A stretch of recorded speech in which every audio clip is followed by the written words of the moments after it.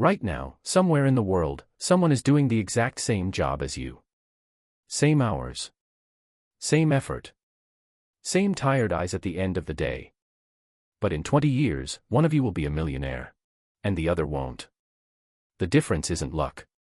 It isn't talent. And it definitely isn't some secret only rich people know. The real answer is far stranger than that.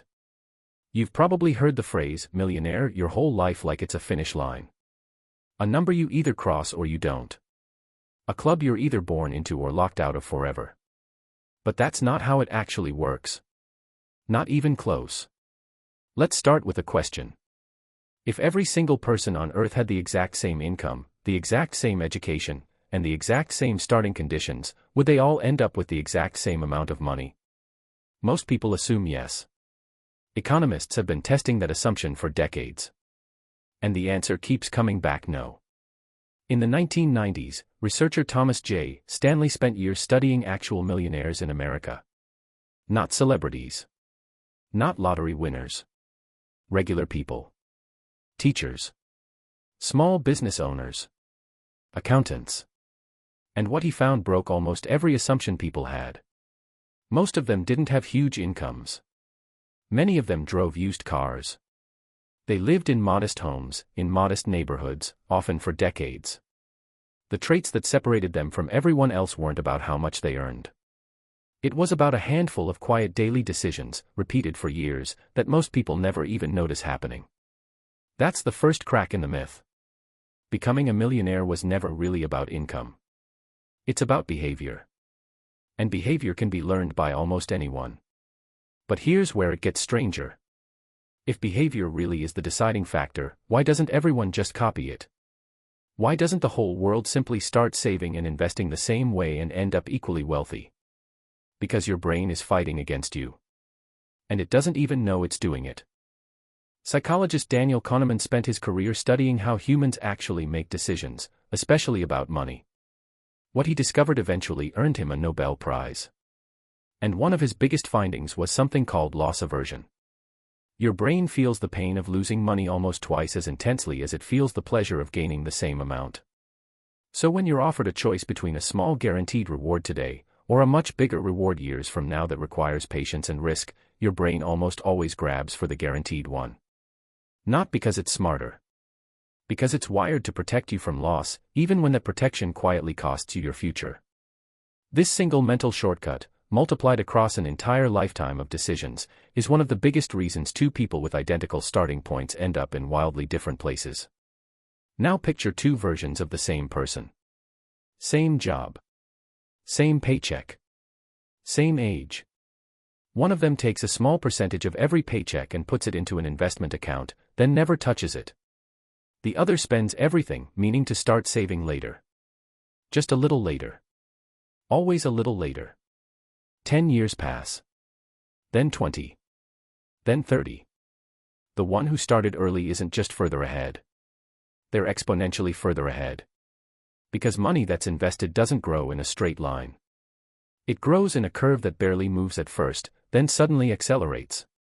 This effect is often traced back to compound interest, a concept so powerful that physicist Albert Einstein reportedly once called it one of the most remarkable forces in the universe. Whether or not he actually said those exact words, the math behind it is very real. Money earns money. Then that new money earns more money. Then that money earns even more. Small amounts, left alone long enough, eventually become enormous ones. Here's a number that stops most people cold.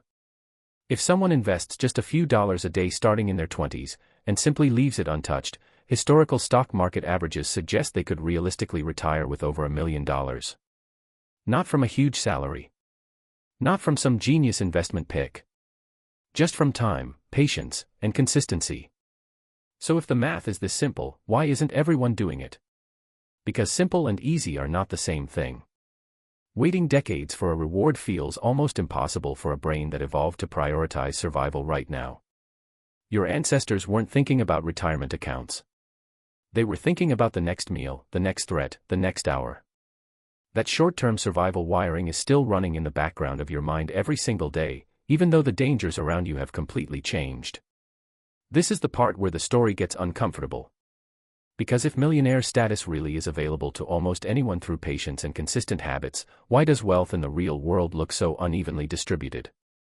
Economists Emmanuel Saez and Gabriel Zuckman have spent years studying exactly that question, tracking how wealth is actually spread across entire populations.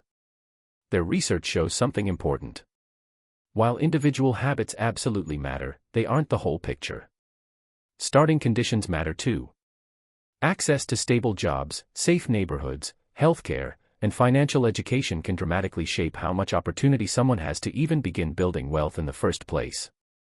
Two people can make identical daily decisions and still end up in very different places, because they weren't actually starting from the same place at all.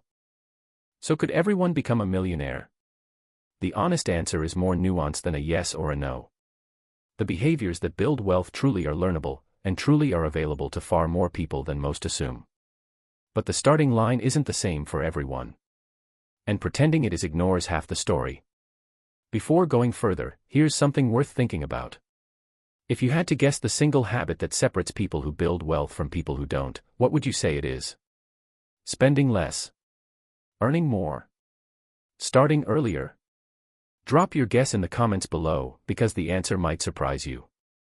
And if this kind of deep dive into how money, psychology, and history secretly shape your everyday life is something you enjoy, subscribing means you won't miss the next one.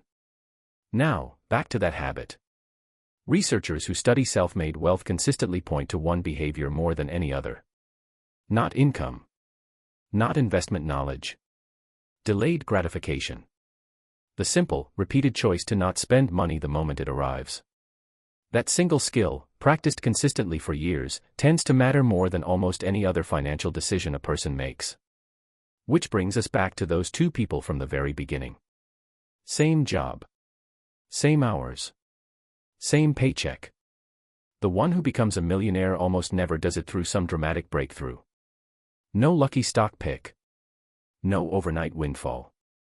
It happens quietly, through thousands of small, boring decisions, repeated so consistently that they eventually compound into something enormous.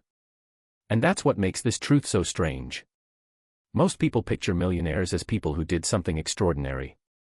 In reality, most of them simply did something ordinary, over and over, for a very long time, while almost everyone else waited for the right moment that never quite arrived. So the next time you see someone doing the exact same job as you, remember this. The gap between you and a completely different financial future might not be talent, or luck, or the economy. It might just be one small decision, made consistently, starting today instead of tomorrow.